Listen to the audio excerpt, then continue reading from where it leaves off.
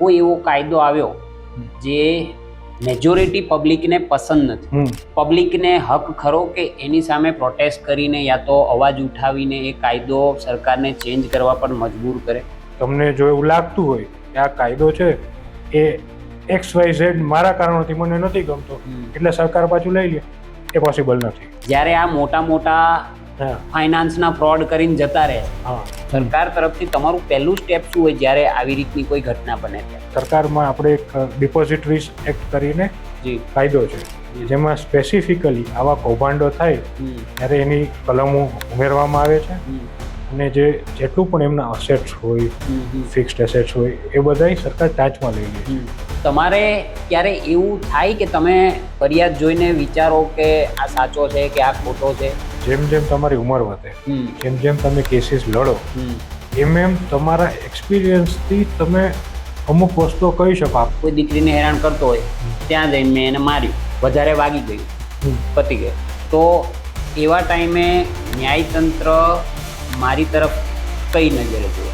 બેન દીકરીની છેડતી થઈ, બેન દીકરી આવીને કહેશે જ હા ભાઈ આ ભાઈએ મને કોઈ પણ જાત આવી રીતે છેડતી કરવાની, આ ભાઈ ના હોય તો વધારે કોઈ ક્રૂરતાવાળો ગુનો થઈ શકતો. એ વસ્તુ ધ્યાને લે જ છે, એવું નથી.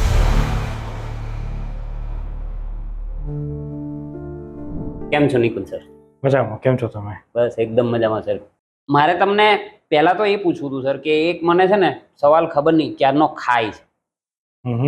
જેટલા કેસ અત્યારે ભારતમાં છે એ બધાને માનો કે આજની ડેટથી આપણે નિકાલ કરવાનું ચાલુ કરીએ, કેટલાક સમયમાં થઈ જાય? ઘણો સમય લાગશે. જી. એમાં સમય છે એમાં કોઈ પરફેક્ટ કોઈ ટાઈમ ફ્રેમ કોઈ જ ના કહી શકે, કારણ કે દિવસે ને દિવસે અલગ અલગ ગુનાઓ વધે છે. ગુનાઓ કરતાં પણ અમુક વિવાદ છે જે વધે છે. જે નાનામાં નાનો વિવાદ હોય, જમીન મકાન લઈએ આપણે તો જે ટેન્જિબલ પ્રોપર્ટી આપણે કહીએ, ત્યાંથી લઈ અને ઇનટેન્જિબલ પ્રોપર્ટી છે, તમારી ડિઝાઇન છે, તમારું ટ્રેડમાર્ક છે, ત્યાં સુધીની એટલું વાસ્ટ વસ્તુઓ થઈ ગઈ છે કે અત્યારે ડિસ્પ્યુટ્સ વધે છે. અને ડિસ્પ્યુટ્સ છે એનું નિરાકરણ માટે અત્યારે લોકોનો એકમાત્ર ભરોસો ન્યાયતંત્ર છે. જ્યાં સુધી લોકોનો ભરોસો છે ત્યાં સુધી ન્યાયતંત્ર ઉપર, ત્યાં જેટલો ભરોસો છે, હું તો રાધર એવું કહીશ કે લોકોને જે ભરોસો છે એ ભરોસાના લીધે આવે છે અને આવતા જ રહેશે. વાહ, ગ્રેટ સર. તમારું સર ટૂંકમાં મને જ્યાં સુધી નોલેજ છે ત્યાં સુધી એડવોકેટ શ્રી ને એક ફિલ્ડ આપેલું હોય યા તો ફિલ્ડ એક ચૂઝ કરેલું હોય. માનો કે તમે હમણાં વાત કરી જમીન છે, પછી ક્રિમિનલ એક્ટિવિટીઝ છે, પછી ઘણા લીગલમાં હોય છે, તો તમારું કયું ફિલ્ડ લાગે? હું જનરલી મારા માટે અત્યારે એવો કોઈ તબક્કો નથી કે હું એક ફિક્સ વે ચૂઝ કરી. ઓકે. જેટલા ડિસ્પ્યુટ્સ આવે, અલગ અલગ કેસીસ આવે, મને શીખવા મળે અને મને આનંદ પણ થાય કે કોઈનું પ્રોબ્લેમ સોલ્વ કરવા માટે આપણે કંઈક જે નોલેજ છે, આપણું ભણતર છે, લોકોને કામ આવે. અને ખાસ કરીને આ એક જે ફિલ્ડ છે, લીગલ ફિલ્ડ છે, કે તમે સમાજના નાનામાં નાના માણસને અફેક્ટ કરે તો આ ફિલ્ડ છે કે એ માણસનું નાનામાં નાની તકલીફ હોય તો પણ છેલ્લે જે અત્યારે એનું નિરાકરણ એને જોઈતું હોય તો ન્યાયતંત્રમાં આવે અને એમાં વકીલો મદદરૂપ થાય. એના માટે આ ભણતર સરસ છે. મને આનંદ છે કે હું આને ભાગ છું. એટલે મારે અત્યારે કોઈ પણ જગ્યાએ એવું મેં ફિક્સ નથી રાખ્યું કે આ પર્ટિક્યુલર ફિલ્ડમાં જવું છે, આ પર્ટિક્યુલર ફિલ્ડમાં જવું છે. જેમાં લોકોની મદદ થઈ શકે એમ કરવાની. સર, આપણે જમીનની તમે વાત કરી ને તો મને એક વસ્તુ યાદ આવી કે મેં કબજા શબ્દ બહુ સાંભળ્યો મૂવીમાં બી ને ઘણી સિરીઝોમાં બી ને એને ગ્લોરીફાઈ કરવામાં આવે છે કે કોઈ નાના માણસની જમીન ઉપર કબજો કરી લેવો, એ પચાઈ પાડવી, જૂઠા દસ્તાવેજ. હમણાં થોડા સમય પહેલાનો કિસ્સો, આખું આખું ગામ વેચાયેલું ને એવો કઈ કિસ્સો આવ્યો, જૂઠા દસ્તાવેજો કરીને થાય છે. તો આમાં માનો કે મારી જમીન કબજે થઈ, હું કોઈ નાનો વ્યક્તિ છું, તો મારું પહેલું સ્ટેપ શું હોવું જોઈએ? અત્યારે એઝ અ લેમેન હું તમને કહીશ કે જે સરકાર છે આપણી ગુજરાત સરકાર, એમણે કાયદો લાવી છે લેન્ડ ગ્રેબિંગ એક્ટ 2020માં. લેન્ડ ગ્રેબિંગ એક્ટમાં એટલી સરસ બધી પ્રોવિઝન્સ છે કે તમારે આમ 10 ફૂટની જગ્યા હોય કે તમારી પાસે 1 લાખ વીઘા જગ્યા હોય, બહુ મોટી છે 1 લાખ વીઘા એટલે, પણ મોટા મોટી હા જગ્યા, હા એટલી સરસ કાયદો લાવ્યો છે. એમાં પાછું સમય મર્યાદા આપી છે કે 6 મહિનાની અંદર કેસ પૂરો કરી નાખવાનો. વાહ. જેને જમીન પચાવી હોય હમ એની ઉપર ખાલી દીવાની એટલે કે સિવિલ નહીં, ફોજદારી, ક્રિમિનલ પણ બધી પ્રોવિઝન્સ એમાં ઇન્વોલ્વ કરી છે, બરાબર જેથી કરીને તમને એમાં ન્યાય મળે. આમાં પણ જે આ કાયદો છે એમાં સરળીકરણ લઈ આવવા માટે તમારે સીધું પોલીસ પાસે જવાની જરૂર નથી. ઓકે તમે ઘરે બેઠા, હમ મોબાઈલનો જમાનો છે, આપણી પાસે મોબાઈલ છે, જી આપણી વેબસાઇટ છે એક જે આઈ થિંક આયોરા કહે છે, એમાં તમે એક એપ્લિકેશન કરી શકો, જી સોરી એક ફોર્મ ફિલઅપ કરવાનું. જી એ ફોર્મમાં તમે ડિટેલ્સ એન્યુમરેટ કરો. એમાં બહુ નોમિનલ ફીસ છે એ ભરવાની. ઓકે એ ફીસ ભરો ને એટલે એ અરજી સીધી કલેક્ટર ઓફિસમાં ઇન્વર્ટ થાય. પછી એમાં કમિટી બેઠી છે. હમ એ જે કમિટી છે એમાં કલેક્ટર સાહેબના અધ્યક્ષ સ્થાને, એમાં ડીડીઓ પણ એક મેમ્બર હોય છે, જી પછી એસપી હોય છે એ પણ મેમ્બર હોય છે, જી 5 જણની કમિટી હોય. ત્યાં તમારી અરજી આવે. બિલકુલ અરજી આવે એટલે તાત્કાલિક એ અરજી માટે તમારી જે જગ્યા હોય એમાં જે રેવન્યુ ઓફિસર હોય અથવા તો એમાં જે પોલીસ ઓફિસર હોય જેને સત્તા જ્યુરિસ્ડિક્શન હોય એ લોકોને ઇન્ટિમેટ કરવામાં આવે. એ લોકો આવીને તમારું સ્ટેટમેન્ટ લઈ જાય. હમ સ્ટેટમેન્ટ લઈ જાય પછી એવું નહીં કે ભાઈ તમે ફરિયાદી તરીકે તમારે એકનું જ સ્ટેટમેન્ટ, જે આરોપી હોય ફોર એક્ઝામ્પલ તમારી જમીન મેં પચાવી હા તો મારું સ્ટેટમેન્ટ લેવા આવે કે ભાઈ શું છે, હા. તમારી પાસે પુરાવા શું છે, આ જગ્યા તમારી છે. જી રિપોર્ટ બને અને રિપોર્ટ છે એ તૈયાર થઈ અને કમિટી પાસે જાય. જી પછી એ કમિટી નિર્ણય લે હમ કે ભાઈ હા આમાં લેન્ડ ગ્રેબિંગ બને છે, હમ તો કલેક્ટર ઓફિસમાંથી જ જે રેવન્યુ ઓફિસર હોય અથવા તો જે પણ ડેઝિગ્નેટ કરે ઓથોરિટીને એ તમારા કેસમાં ફરિયાદી બને. બને. અને ભલે તમારું નામ પણ ફરિયાદી તરીકે હોય, હા પણ ડેઝિગ્નેટેડ ઓથોરિટી તરીકે એક ફરિયાદને રજીસ્ટર કરવા માટે બિલકુલ એક ડાયરેક્શન ઇસ્યુ કરવામાં આવે છે અને પછી તમારી ફરિયાદ. હવે તમને એવું થાય કે આ વસ્તુ તો આખી કેટલો સમય લાગતો છે, હમ માત્ર 30 દિવસની અંદર ફરિયાદ થાય છે, માત્ર 30 દિવસની અંદર. અને એમાં પણ હમણાં હાઈકોર્ટમાં હમ. આ એક્ટની કોન્સ્ટિટ્યુશનલ વેલિડિટી ચેલેન્જ કરવામાં આવી હતી ઓકે કે બંધારણીય આની જે જોગવાઈઓ છે એ કોન્સ્ટિટ્યુશનલી વેલિડ નથી. જી. નામદાર ગુજરાત હાઈકોર્ટે એ કન્ફર્મ કર્યું, હમ અપોલ્ડ કર્યું કે ના, આ બંધારણના 4 કોર્નર્સ ઓફ લો છે, હમ એમાં જ આ કાયદો બનાવેલો છે અને એને જે સરકારનું આ પગલું છે, આ કાયદો બનાવેલો છે, એને અપોલ્ડ કર્યું છે કે આ કોન્સ્ટિટ્યુશનલી વેલિડ છે. વેલિડ છે. સર તમે કાયદાની વાત કરીને તો મને એક પ્રશ્ન આવ્યો હમ. કે અમે ભણતા ને હમ. ત્યારે સમાજ વિદ્યામાં પેલું આવતું ખરડો પાસ કરવો ને હા. એમાંથી કાયદો બને. માનો કે કોઈ એવો કાયદો આવ્યો જે મેજોરિટી પબ્લિકને પસંદ નથી, હમ. યા તો એ મેજોરિટી પબ્લિકને હાનિકારક છે. ઘણીવાર માણસ છીએ, ભૂલ હા, થાય, કાયદામાં બી થાય. થાય, તો એ પબ્લિકને હક ખરો કે એની સામે પ્રોટેસ્ટ કરીને યા તો અવાજ ઉઠાવીને એ કાયદો સરકારને ચેન્જ કરવા પર મજબૂર કરે? આમાં હું છે ને તમને થોડીક એક હિસ્ટ્રી કહીશ. જી જી હિસ્ટ્રી રાધર કે આપણી જ વાત કરીએ આપણે કે ફોર એક્ઝામ્પલ આપણે જ્યારે ઇન્ડિપેન્ડન્સ મળ્યું 1947માં, આપણો દેશ તૈયાર તો હતો નહીં ત્યારે. એ સચ જે કાયદાઓ લાગુ કરેલા હતા એ બ્રિટિશ સમયના હતા, યસ તમને ખબર હશે. જી એમાં પણ હાલો આપણે હું તમને એમ કહું કે ઇન્ડિયન પિનલ કોડ, હમ ઇન્ડિયન પિનલ કોડ લોર્ડ મેક્યુલે જે તે વખતે બનાવી. બને તો એ કાયદો છે એ કાંઈ 2 દિવસ 3 દિવસ અથવા 2 વર્ષ 3 વર્ષમાં બન્યો જ નથી. નથી.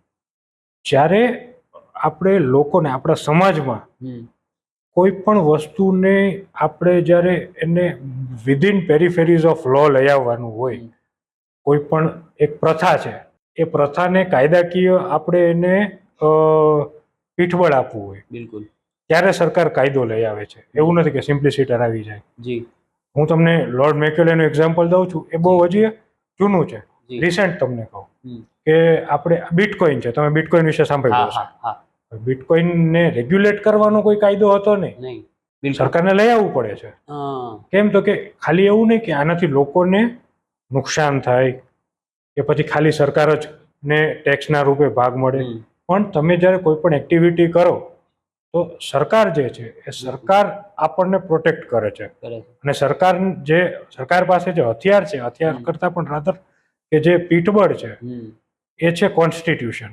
યસ. એટલે સંવિધાન જ્યારે તમારી બધા હકોની રક્ષા કરતું હોય, એ સંવિધાન જ્યારે સરકારને પાવર્સ આપે કાયદો ઘડવા માટે, તો તમે એમાં હા એવું નથી કે તમને કાયદો નથી ગમતો અથવા તમને એવું લાગતું હોય કે ના આનાથી તો ભાઈ મને તકલીફ પડે એમ છે, એવા રીઝનથી કે ના હું નહીં માનું, સરકારને કરવું હોય કરે, એવું ના હોય. તમને જો એવું લાગતું હોય કે આ કાયદો છે એ XYZ મારા કારણોથી મને નથી ગમતો એટલે સરકાર પાછું લઈ લે, એ પોસિબલ નથી, એ ના થાય. એના માટે તમારી પાસે એક જ વસ્તુ છે, જે છે ભારતનું બંધારણ.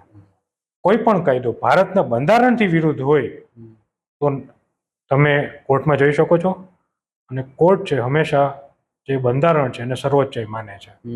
એમાં પર્સનલ ઓપિનિયન કરતા કોન્સ્ટિટ્યુશનલ રાઇટ્સ તમારી કોઈ પણ રીતે વાયોલેટ થતી હોય, બિલકુલ, તો તમે ચેલેન્જ કરી શકો. બિલકુલ.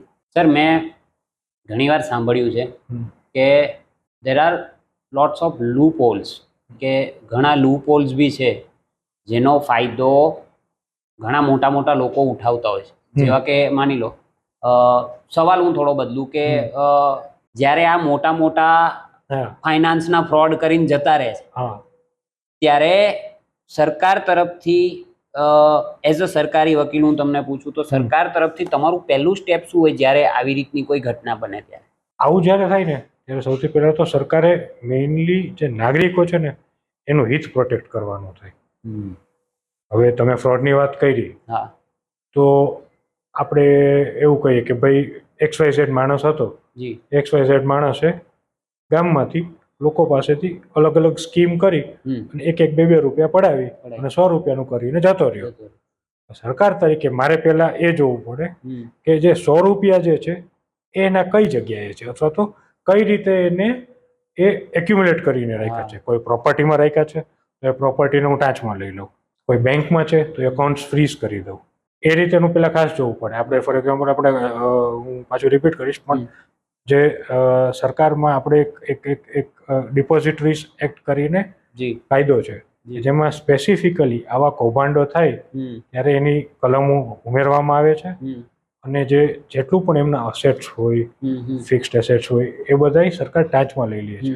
ટાંચમાં લઈ લે એટલે કે ભાઈ કલેક્ટર સાહેબ હોય, મામલતદારને અધિકૃત કરી અને એનું જે પ્રોપર્ટી છે રાધર એ સરકારમાં પ્રોટેક્ટ કરીને રાખી મૂકે, જેથી કરીને કોઈ થર્ડ પાર્ટી ટ્રાન્ઝેક્શન ના થાય. અને કાલ સવારે ઇનકેસ એ માણસ ગુનેગાર સાબિત થયો અને પછી જ્યારે આગળ એમાંથી પૈસા રિયલાઇઝ કરવાની વાત આવે કે જે લોકોના છે ને લોકોને પાછા આપવાના છે, તો આમાંથી તમે એ અમાઉન્ટ રિયલાઇઝ કરી અને લોકોને પાછા આપી શકો. ઓકે સર, આજે કૌભાંડની જ વાત થાય છે ને તો મને એક વસ્તુ ઘણા સમયથી મગજમાં ચાલે. વિજય માલ્યા છે, નીરવ મોદી છે, લંડનમાં બેઠા છે. શું એ લોકોને એ ખબર નહીં હોય લંડન સરકારને કે આ લોકો ભારતના ગુનેગાર છે, આપણે એને સોંપી દેવા જોઈએ, યા તો એવા કોઈ એના બી સંવિધાનના નિયમ હોય કે જે એને પ્રોટેક્ટ કરતા હોય આવા ગુનેગારોને? એમાં એવું છે કે આપણે જે મારા વાંચન મુજબ જે અલગ અલગ દેશો હોય એમાં અંદર ટ્રીટીઝ હોય છે. ઓકે. અલગ અલગ ટ્રીટીઝ હોય છે કે ભાઈ આપણે કઈ રીતના, ફોર એક્ઝામ્પલ હવે તમને પાછું હું રાધર કહું કે ભાઈ તમે અબુ સાલેમનું નામ સાંભળ્યું હશે. અબુ સાલેમ છે એ જ્યારે પોર્ચુગલની જેલમાં હતો અને પછી આપણી જે પોર્ચુગલની હારે સંધિ હતી એ પ્રમાણે એને પાછો ડિપોર્ટ કરવામાં આવ્યો ને એને અહીંયા ક્રિમિનલ કેસ ફેસ કરે છે અને અત્યારે જેલમાં છે. બિલકુલ. હવે જે યુનાઇટેડ કિંગડમ છે, યુનાઇટેડ કિંગડમની સાથે આપણી જે ટ્રીટી છે ને એ ટ્રીટી પ્રમાણે કોઈ પણ માનવ શરીર સંબંધિત ગુનો હોય, જેમ કે મર્ડરનો ગુનો હોય અને ત્યાં હોય એ માણસ, તો એના પ્રત્યાપણ માટે આપણી ટ્રીટી છે. પણ જ્યારે કોઈ ઇકોનોમિક ક્રાઇમ હોય તો એના માટે ડાયરેક્ટ એવી ટ્રીટી નથી. એટલે એવી જ્યારે ટ્રીટી ના હોય ત્યારે પછી આપણે જે લોઝ એ લોકોના છે એ ફોલો કરવા પડે, કારણ કે એ માણસ ત્યાંનો સિટીઝન થઈને રહ્યો છે. એવું નથી કે ત્યાંનો સિટીઝન થઈને નથી રહેતો. ઓકે. એટલે તમે ત્યાંના સિટીઝનને ટ્રાય કરવું હોય એના માટેના જે આપણે યુનાઇટેડ નેશન્સના કન્વેન્શન્સ છે એ બધું ધ્યાને લઈ અને આગળ વધવાનું થાય. સિમ્પ્લિસિટર એવું નહીં કે ભાઈ તું મારા 100 રૂપિયા લઈ ગયો છો તો ભાઈ હું દેશના પ્રાઇમ મિનિસ્ટરને કહું ભાઈ 100 રૂપિયા લઈ ગયો છે, તમે પાછા મોકલી દો, એવું ના થઈ શકે. એના માટે લાંબી પ્રોસેસ છે, ડ્યુ પ્રોસેસ ઓફ લો કે છે. ઓકે સર, એઝ અ વકીલ એઝ અ એડવોકેટ હમ. તમે માણસ લોની ડિગ્રી લઈને નીકળે હમ. પછી તમે માનો કે અમદાવાદ બેઝ છો, તમે ગાંધીનગર બેઝ છો, તો તમે ભારતના કોઈ પણ ખૂણે કેસ લડી શકો હા, અને કોઈ પણ કોર્ટમાં. એમાં જે જે તમે સાંભળ્યું હશે જી. કે જ્યારે કોઈ પણ વકીલ બને એટલે કોલેજ એને ડિગ્રી આપે. Okay, yes. જે તમને ખબર હોય તો લોયર અને એડવોકેટ બે શબ્દ તમે સાંભળ્યા હશે. જી જી જી. હું લોયર છું, હા. હું એડવોકેટ છું. જી. તમે જ્યારે એક ડિગ્રી લઈ લો ને, તમારી પાસે ડિગ્રી આવે ત્યારે તમે લોયર કહેવો કે તમારી પાસે કાયદાનું જ્ઞાન છે. ઓકે. તમે ધારાશાસ્ત્રી છો. ઓકે. પણ એડવોકેટ તરીકે જ્યારે તમારે પ્રેક્ટિસ કરવી હોય હમ. તો તમારે જે બાર કાઉન્સિલ છે, જે જી. અમારું સેન્ટ્રલાઇઝ્ડ એક ઓર્ગેનાઇઝેશન છે, યસ. એમાં તમારે એનરોલ થવું પડે. તમે એનરોલ થાવ એક વખત, પછી બાર કાઉન્સિલ જે અત્યારે હવે એક્ઝામ્સ લે છે, એન્ટ્રન્સ એક્ઝામ્સ જે ટર્મ કરે છે, કે તમે કોલેજની એક્ઝામ્સ ક્લિયર કરી હોય ને એના પછી બાર કાઉન્સિલ એક એક્ઝામ કન્ડક્ટ કરે. બરાબર. એમાં તમે પાસ થાવ પછી એ તમને પરમિશન આપે પ્રેક્ટિસ કરવાની. તમારે Okay. કોર્ટમાં જે આર્ગ્યુ કરો, જી. જે લોયર્સમાં બહુ કોમન ટર્મ છે, પ્રેક્ટિસ કરું છું. પ્રેક્ટિસ કરું. એ પ્રેક્ટિસ વર્ડ છે. એ પ્રેક્ટિસ કરવા માટે તમારે બાર કાઉન્સિલમાંથી પરવાનગી જોઈએ, જેને Okay. સનદ કહે. બાર કાઉન્સિલ તમને સનદ આપે પછી તમે પ્રેક્ટિસ કરી શકો. બિલકુલ. હા, તમે બીજી જગ્યાએ સુપ્રીમ કોર્ટમાં તમે પ્રેક્ટિસ કરી શકો. એમાં એવું નથી કે કોઈ તમને ના પાડી શકે. અમુક રૂલ્સ છે કે જે કોર્ટમાં ફાઇલિંગ કરવું હોય. બિલકુલ. ફોર એક્ઝામ્પલ પાછું હું જેમ કે હું ગુજરાત હાઈકોર્ટમાં વકીલ છું. મારે કોઈ કેસ અહીંયા લડવો છે, મારે ફાઇલ કરવો છે, તો હું જાતે હાઈકોર્ટમાં હું ફાઇલ કરી શકું, કેમ કે મારી પાસે સનદ છે એ ગુજરાતની છે. ગુજરાત. મારું રજિસ્ટ્રેશન છે ગુજરાત હાઈકોર્ટ સાથે છે. ઓકે. તમે બોમ્બે હાઈકોર્ટમાં પ્રેક્ટિસ કરો છો અને તમારે ગુજરાતમાં લડવું હોય તો તમે આર્ગ્યુ કરી શકશો. ઓકે. પણ તમારે કેસ દાખલ કરવો હોય તો તમારે કોઈ પણ એડવોકેટ જે ગુજરાત હાઈકોર્ટમાં રજિસ્ટર હોય એની પાસે દાખલ કરવો પડે. એટલે એમની પરવાનગી પૂરતી વાત છે, રજિસ્ટ્રેશન પ્રોસેસની વાત છે. બિલકુલ. Same applies for supreme court. Supreme court. ત્યાં પણ એડવોકેટ ઓન રેકોર્ડની એક્ઝામ લેવાય. કે ભાઈ તમે બાર કાઉન્સિલની એક્ઝામ ક્લિયર કરી એટલે હું સુપ્રીમ કોર્ટમાં ફાઇલિંગ કરી શકું એવું જરૂરી નથી. સુપ્રીમ કોર્ટમાં પાછી એક ફર્ધર ફિલ્ટરેશન છે, advocate on record, any exam લેવાય. ઓકે. એક્ઝામ ક્લિયર કરો એટલે તમને એડવોકેટ ઓન રેકોર્ડ તરીકે તમને પરવાનગી મળે, પછી તમે ફાઇલ કરી શકો. ફાઇલ કરીને તમે આર્ગ્યુ કરી જ શકો છો. પણ ફાઇલિંગ માટેનું ફિલ્ટરેશન છે એ સુપ્રીમ કોર્ટ માટે છે. બિલકુલ. હાઈકોર્ટમાં અને નીચે ડિસ્ટ્રિક્ટ કોર્ટ્સમાં ક્યાંય એવું નથી કે તમારે કોઈ એક્ઝામ દેવી પડે. બાર કાઉન્સિલની એક્ઝામ દીધી એટલે you are full and final to practice. હા, સબ્જેક્ટ તો ક્લિયર કરી. સર, તમે પ્રેક્ટિસની વાત કરીને તો મને આમ ફની બટ આમ નોલેજેબલ સવાલ યાદ આવ્યો. પિક્ચરોમાં છે ને બતાવતો હોય આમ વકીલ શ્રી આમ જચ્છા ફાળ કે ફેંક દો ये कानून की किताबें આ ને તે ને એવું બધું કહેતા હોય. રિયલમાં એવું કશું થાય? કઈ જ ન થાય. કે જજ સાહેબ ખુદ વકીલને ફાડ નાખે એવું થાય? કઈ જ એવું ન થાય. એકદમ સરસ ડિસિપ્લિન અને ડેકોરમ મેન્ટેન કરવાનો કોર્ટ્સમાં. તમારો અવાજ જો ઊંચો થયો, even that amounts to contempt of court. તમે કોઈ પણ રીતે તમારો અવાજ પણ ઊંચો ના કરી શકો. દલીલ કરતા હો એમાં ફ્લોમાં તમારી વાત મૂકવામાં અવાજ ક્યારેક ઊંચો થઈ જાય, પણ if it is within limits કંઈ વાંધો નહીં. પણ પિક્ચરોમાંથી જોતા હોઈએ છીએ કે ભાઈ ઘા કરો ના કરો, એ કંઈ નહીં, એ બધું પિક્ચરો માટે સારું લાગે. અહીંયા એની ડિગ્રી વહી જાય, સનદ કેન્સલ થઈ જાય. એવું ના કરાય. કારણ કે એ જે મોસ્ટલી પિક્ચરોમાં જે કોર્ટ બતાવે ને ત્યાં ઇમોશનલ દલીલો વધારે થાય, બાકી કોર્ટમાં જે હોય તે લોજિક હોય. રાઈટ? લોજિક જ હોય.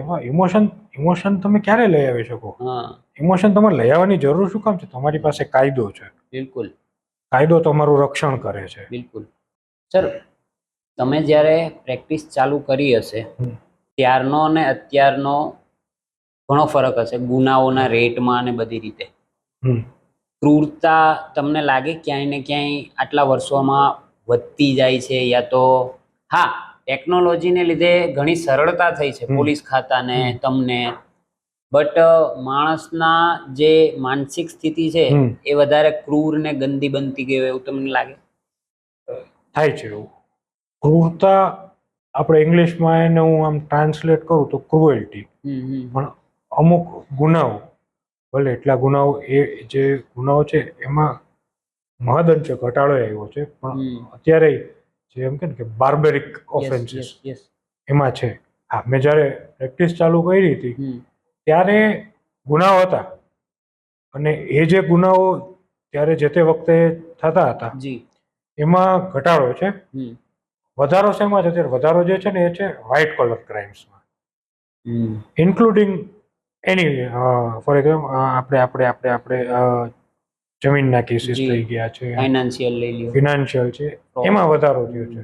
કારણ કે જેમ જેમ ટેકનોલોજી આવી, જેમ જેમ એડ્યુકેશન આવ્યું, એજ્યુકેશન. તમારી પાસે એજ્યુકેશન હોય સરસ વસ્તુ, પણ એ એજ્યુકેશનને યોગ્ય દિશામાં ના લઈ જાઓ સાચી વાત છે.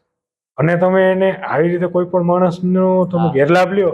આ આપણે અત્યારે બિહાર સાઈડ અને એ બાજુ આપણે પેલું જમતારા ગામ છે, હા હા હા હા ત્યાંથી મેક્સિમમ આવા જે ફોન્સ આવતા હોય છે, બિલકુલ એ તમને ફોન કરી અને તમારા કાર્ડની ડિટેલ્સ લઈ લે, બિલકુલ. તમારું જે રકમ હોય બેંકમાં એ રકમ લઈ લે, ટ્રાન્સફર કરાવી લે, એમાં વધારો થયો છે. પણ જે એકદમ જે બાર્બેરિક ક્રાઇમ્સ, ક્રુઅલ ક્રાઇમ્સ, ક્રૂરતાવાળા હતા એમાં ઘણો ઘટાડો થયો છે. ઘટાડો છે, એમાં ના જ નહીં. સમજાઈ ગયું. અને જે ટેકનોલોજીની વાત થઈ ને આપણી, ટેકનોલોજી પહેલા કરતા ને અત્યારે કરતા તમારું કામ કઈ રીતે સહેલું બનાવે છે? ટેકનોલોજીનું અત્યારે લીગલ ફિલ્ડની વાત કરું તો બહુ મોટું યોગદાન છે. ખૂબ જ સરસ યોગદાન છે. હું તમને આપણે આ જે પ્લેટફોર્મ છે જી આમાં હું તમને ગુજરાત હાઈકોર્ટની ચર્ચા કરવા માંગીશ. Sure sure. કે ગુજરાત હાઈકોર્ટ છે ને એ અત્યારે તમે જોતા હશો કે બધી કોર્ટ્સ છે એનું લાઈવ સ્ટ્રીમિંગ છે યુટ્યુબ ઉપર. કે તમારો પોતાનો કેસ હોય, તમને ખબર હોય કે ભાઈ મારો કેસ કોર્ટ નંબર 2 માં છે અને 12 નંબરે મારો કેસ લિસ્ટ થયો છે, મારા વકીલ શું દલીલ કરે છે, જજ સાહેબ શું ક્વેરી કરે છે, એ મારે જોવું હોય તો હું ઘરે બેઠા મારો મોબાઈલ ચાલુ કરીને હું જોઈ શકું છું. કંઈ પણ સાઇન ઇન કરવાની જરૂર નથી. હાઈકોર્ટની વેબસાઇટ ઉપર જ લિંક અવેલેબલ છે, ક્લિક કરો તમને કોર્ટ દેખાશે. એટલે જે કોર્ટોમાં ટ્રાન્સપરન્સી આવી છે ટેકનોલોજીના લીધે એ ખૂબ જ સરસ છે. અને અત્યારે ગુજરાત હાઈકોર્ટનો આખા ઇન્ડિયામાં એક પ્રોજેક્ટ પાયલોટ પ્રોજેક્ટ ચાલુ છે. અત્યારે બહુ નાસન્ટ સ્ટેજે છે. આગળ જતા સરસ થાય છે કે જે આપણે કેસ દાખલ કરવાનો થાય ને એ પણ ઓનલાઈન થવાનો છે. કે તમારે જાતે તૈયાર કરી અને ત્યાં રજિસ્ટ્રીમાં દાખલ કરો, પછી લિસ્ટ થાય, પછી જજ સાહેબ પાસે ફાઇલ આવે, તમારી ફાઇલ હોય, તમે દલીલ કરો, ઓર્ડર આવે, જજ સાહેબ ઓર્ડર સાઇન કરે, પછી ઓર્ડર અપલોડ થાય. આ બધી વસ્તુઓ સાઈડમાં નીકળી જવાની છે. ઓનલાઈન દાખલ કરો. સરસ મજાનું એક સર્વર બનાવ્યું છે. એ સર્વરમાં તમારી કોપી છે એ જ કોપી જજ સાહેબ પાસે જશે. જજ સાહેબ એમાં કંઈ પણ ઓર્ડર પાસ કરે તો ત્યાં ડિજિટલ સિગ્નેચર આપી અને અપલોડ થઈ જશે. અને જામીન અરજી હોય જેમ કે, તો જામીન અરજીમાં ઓર્ડર થયો હોય તો ત્યારે ને ત્યારે સાઇન થાય એટલે એક કોપી છે એ જેલ ઓથોરિટીઝને વહી જશે. એટલે કોઈ પણ માણસ જેલમાં હોય અને એને જામીન મળ્યા હોય તો એને ઓર્ડર સર્વ થાય અને જે પ્રોસેસમાં 2 દિવસ લાગતા એની બદલે સેમ ડે બહાર નીકળી શકશે. આ પાયલટ પ્રોજેક્ટ છે પણ સરસ થઈ જશે. પણ આખા ગુજરાત હાઈકોર્ટ છે ને એ પહેલી એવી કોર્ટ થવાની છે. તમે બાકી સમાચારમાં જોયું હશે હમણાં નામદાર સુપ્રીમ કોર્ટ પણ એમની બધી કોર્ટ્સ લાઈવ કરવાની છે. બધી લાઈવ થઈ જાય એટલે ટ્રાન્સપરન્સી એકદમ પૂરેપૂરી ટ્રાન્સપરન્સી. નાનામાં નાના ગામડે જે માણસ પાસે નેટ કનેક્શન હોય તો એ જોઈ શકશે કે ભાઈ જ્યુડિશિયરીમાં અત્યારે શું ચાલુ છે. સર તમે આ ઓનલાઈનની વાત કરીને એટલે મેં ઘણી જગ્યાએ જોયું છે કે વકીલશ્રી ને જજ સાહેબ સાથે છે ને ઘણીવાર દલીલ થઈ જાય ભાષાને લઈને. કે જજ સાહેબ એવું કહે છે કે ઇંગ્લિશમાં જ વાત કરો, વકીલશ્રીને ઇંગ્લિશ ફાવતું નથી ને આ વસ્તુ પર દલીલ થઈ જાય છે. આ મુદ્દા પર તમારો શું ટેક છે? તો આપણે જે ડિસ્ટ્રિક્ટ કોર્ટ સુધીની કોર્ટ્સ છે બધી, મેજિસ્ટેરિયલ કોર્ટ્સ છે, પછી સિનિયર સિવિલ જજ સાહેબોની કોર્ટ છે, ડિસ્ટ્રિક્ટ કોર્ટ છે, એ બધા એમાં છે ગુજરાતીમાં જ દલીલો થાય છે. જ્યારે વાત આવે હાઈકોર્ટની અથવા સુપ્રીમ કોર્ટની, ઇંગ્લિશ છે એકમાત્ર એવી લેંગ્વેજ હતી કે જ્યારે ઇનિશિયલી 3 હાઈકોર્ટ બનાવવામાં આવી હતી અંગ્રેજો દ્વારા, ત્યારે ઓફિશિયલ કમ્યુનિકેશનની લેંગ્વેજ ઇંગ્લિશ જ રાખવામાં આવી છે. ત્યારથી બધી આપણા જેટલા પણ કાયદાઓ છે, જેટલા પણ આપણા એની કમેન્ટ્રીઝ છે, જેટલા અત્યાર સુધીના જજમેન્ટો આવ્યા છે, બધા ઇંગ્લિશમાં જ છે. જી એનું રીઝન એટલું છે કે એમાં યુનિફોર્મિટી છે ઓકે કે માણસ કાશ્મીરનો હોય, પંજાબનો હોય કે તમિલનાડુનો હોય, કેરેલાનો હોય, જેને પણ કોઈ પણ કોર્ટનો ઓર્ડર વાંચવો હોય હાઈકોર્ટ્સમાં તો એ ઇંગ્લિશમાં હોય તો એને સરળતા રહે. ઇંગ્લિશને એક આખું યુનિફાઈ કર્યું છે, રાધર એક યુનિફોર્મિટી રહી છે. આમાં હું તમને એક સ્ટેપ આગળ વધારે જઈને હું છે ને હમણાં સિરવઈ સાહેબ છે, જેમ સિરવઈની કોન્સ્ટિટ્યુશન ઓફ ઇન્ડિયાની બુક છે, એમાં જ્યારે આપણું બંધારણ બનાવવામાં આવતું હતું ને ત્યારે આ પ્રશ્ન આવ્યો હતો કે કેમ આપણે ઇંગ્લિશમાં જ બનાવીએ, આટલી બધી ભાષાઓ છે, હિન્દી છે, બંગાળી છે, તામિલ છે, તેલુગુ છે, કેમ ઇંગ્લિશ જ? એમાં આપણે જે બ્રિટિશ કોલોનિયલિઝમ હતું ને જે એ જ્યારે 1857નો વિપ્લવ થયો હતો, એ વિપ્લવ પછી જેટલું જે ઇંગ્લેન્ડથી રાધર સરકાર ગવર્મેન્ટ ઓફ ઇન્ડિયા એક્ટ ને આ બધું બનાવ્યું હતું, એ બધું એ લોકોએ ઇંગ્લિશમાં વધારે પ્રિફર કર્યું હતું. હા, એ લોકો જે તે વખતે એવું ટ્રાય કરી શકતા હતા કે આપણે એક કામ કરીએ, આપણે ઇન્ડિયાને એ લોકો પ્રમાણે જ કરવા દઈએ, ઇન્ડિયન્સને જે જોતું એ પ્રમાણે. બિલકુલ. તો એમાં ડિસ્પેરિટીઝ આવે કે રિજનલિઝમ આવે. કોઈ પણ એક વસ્તુ તમે એક લેંગ્વેજમાં એક મિનિંગમાં કહી શકતા હો, એને તમે રિજનલ લેંગ્વેજમાં લઈ જાઓ અને એમાં અર્થનો મતલબ એ ફરી શકતો હોય તો એક જ વસ્તુના મલ્ટિપલ ઇન્ટરપ્રિટેશન્સ થાય એમ છે. હા, તમે એમ કહેતા હો કે ના સરળતા માટે ગુજરાતીમાં તમે લઈ આવો, હું એમાં સ્પષ્ટપણે મારું માનવું એવું જ છે કે ઇંગ્લિશ હોય, આપણે ઇંગ્લિશ કેમ નથી શીખી શકતા? શીખી જ શકીએ છીએ. તમે મોબાઈલમાં ઇંગ્લિશમાં ફેસબુક છે, ઇન્સ્ટાગ્રામ છે, એમાં પોસ્ટ વાંચી શકો છો, પોસ્ટ કરી શકો છો. બિલકુલ. કેમ ઇંગ્લિશ નથી વાંચી શકતા? સાચી વાત. સરળ લેંગ્વેજ છે. હું નથી માનતો કોઈ પણ લેંગ્વેજ ટફ છે. ટફ છે, સાચી વાત. ઇવન આપણી ઇંગ્લિશ કરતા આપણી ગુજરાતી વધારે ટફ છે. રસગાઈ, દીર્ઘાઈ, લખવું, લખવી તો ખાસ. હા, અને ગુજરાતીમાં તમે એક શબ્દને 3 અલગ અલગ મિનિંગ આપવો હોય તો તમે આપી શકો છો કે ભાઈ આપણે બે વાતચીત કરીએ છીએ, મને ત્રીજા ભાઈ આવીને કહે કે ભાઈ આ ભાઈને તમે હમણાં મૂકતા નહીં, મૂકતા નહીં, હવે એને કેટલા ટર્મ્સ થાય? શું મારે માનવાનું? મુકતા નહીં એટલે જવા ના દેતા એવું થાય, મુકતા નહીં એટલે પાડી દેજો એવું થાય. આપણી બાજુ તો એવું થાય ને. હા, મુકતા નહીં હોય ને, મુકતા નહીં. ઇન્ટરપ્રિટેશનની વાત. હા સર, બહુ બહુ બહુ મસ્ત વાત કરી તમે કે લાઈક એ ભાવના અને માણસ ઉપર એ બદલી જાય. તમારો નજીકનો માણસ તમને એમ કે આને મુકતા નહીં તો એ પ્રેમ અલગ હોય, પ્રેમથી હોય. કોઈ અજાણ્યો એમ કે તો પ્રેમ અલગ વસ્તુ હોય.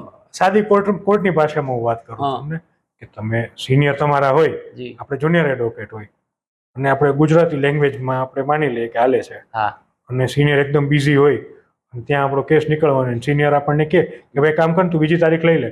હવે જેનો કે સાહેબ બીજી તારીખ આપો, મારા સાહેબે બીજી તારીખનું કીધું છે. હવે જજ સાહેબ કે ભાઈ બીજી તારીખે તો રવિવાર છે, એ કેમ દેવી? ના ના, મારા સાહેબે મને બીજી તારીખે. ઇન્ટરપ્રિટેશન કઈ રીતે લેવું તમારે? સલામ સાહેબ. આટલા માટે ઇંગ્લિશ રાખવામાં આવે. એક્ઝેક્ટલી. સર, અમુક વાર છે ને ગુનાઓ ગંભીર બહુ હોય છે, પણ જે ગુનેગારો છે એ માઇનર હોય છે. આવા સમયે ગુનાની ગંભીરતાને જોઈને પબ્લિકનો રોષ બહુ ભયંકર હોય. કાયદો એ માઇનરને બાળ સુધાર કેન્દ્ર યા તો ઓછી સજા માટે શું કહેવાય કે નિર્દેશ કરતો હોય, જુવેનાઇલ તરીકે. હા, જુવેનાઇલ. હવે આવા સમયે સૌથી અઘરું કામ મને લાગે ત્યાં સુધી વકીલશ્રીઓનું હોય છે કે એમણે પબ્લિકથી પણ બચવાનું હોય છે, સામે કાયદાનું પણ માન રાખવાનું હોય છે. ગુનો તો થઈ ગયો, તો આવા અઘરા સમયે કે કપરા સમયે તમારો શું ટેક હોય? આમાં બધા પોતપોતાના ઇન્ડિવિજ્યુઅલ જે મોરાલ છે, તમારું કન્સાયન્સ છે, એ તમને શું કહે છે એ તમારું ગાઈડિંગ ફેક્ટર હોય. બરાબર. વકીલ તરીકે જ્યારે તમે કોઈ પણ કેસ સાથે તમારે હાથમાં લ્યો છો, પછી તમારે બીજી બધી વસ્તુઓ ભૂલી જવાની. તમારે તમારું ક્લાયન્ટનું હિત જોવાનું. ક્લાયન્ટનું હિત શેમાં છે કે ભાઈ ક્લાયન્ટનું હિત આપણે પ્રોપર કેસ પ્રેઝન્ટ કરીએ, એનું હિત.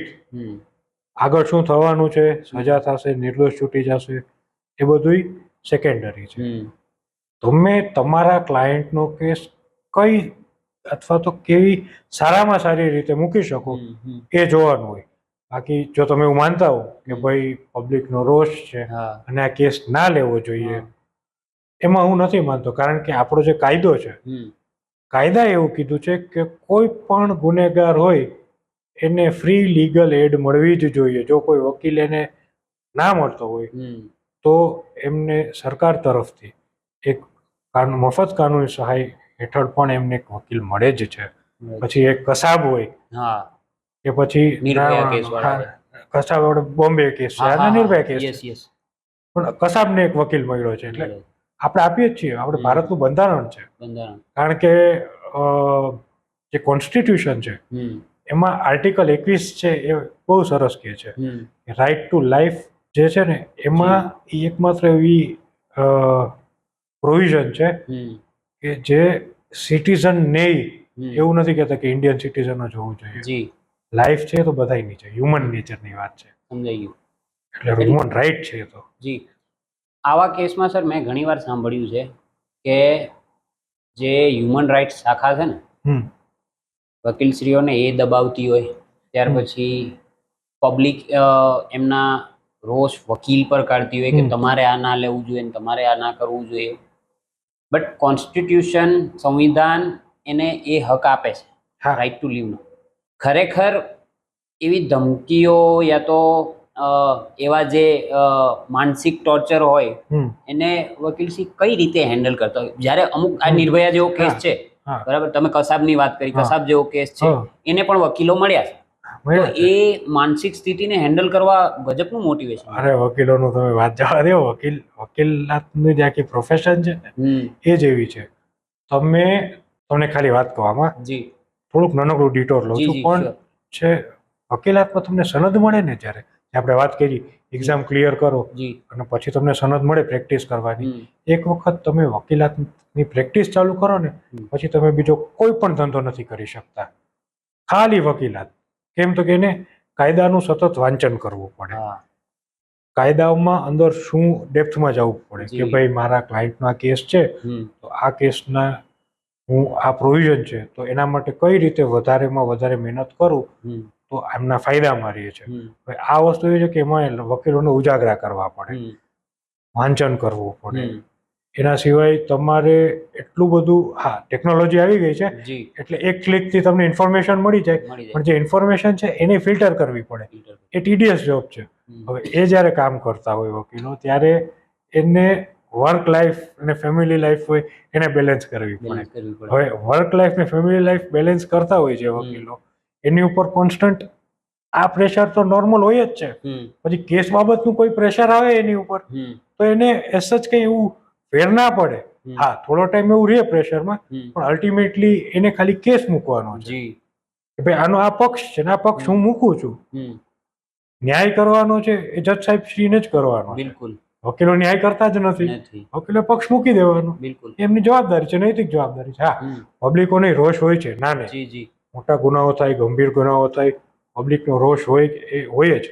ક્યારેક એ જ પબ્લિકમાંથી કોઈ પણ એના ભોગ બનનાર ત્યાં હોય અથવા ક્યારેક કોઈ પણ ગુનામાં એ લોકો પણ આરોપી થાય, ત્યારે કોઈ બીજું આખું કોઈ ગ્રુપ આવી અને એને બોયકોટ કરે કે ના ભાઈ આ માણસોથી કોઈ વકીલ ના રહેવો જોઈએ. કાયદાકીય રીતે માણસને એનો કેસ રેપ્રેઝેન્ટ કરવા માટે વકીલ તો મળવો જ જોઈએ, ઇરરિસ્પેક્ટિવ.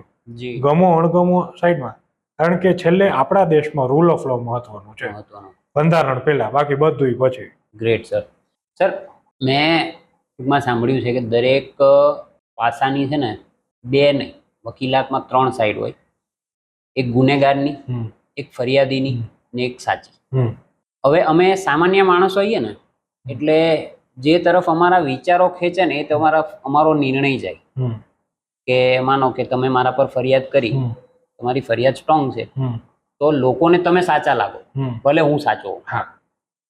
હવે તમારે ક્યારે એવું થાય કે તમે ફરિયાદ જોઈને વિચારો કે આ સાચો છે કે આ ખોટો છે, યા તો એટલું ટૂંકમાં એમ તમે બેલેન્સ કઈ રીતે કરી શકો કે મારે છે ને જે વસ્તુ મને ન્યાય તરફ લઈ જાય એના પર ધ્યાન રાખવાનું છે, કોણ સાચો કોણ ખોટો એ મારે નથી જોવાનું.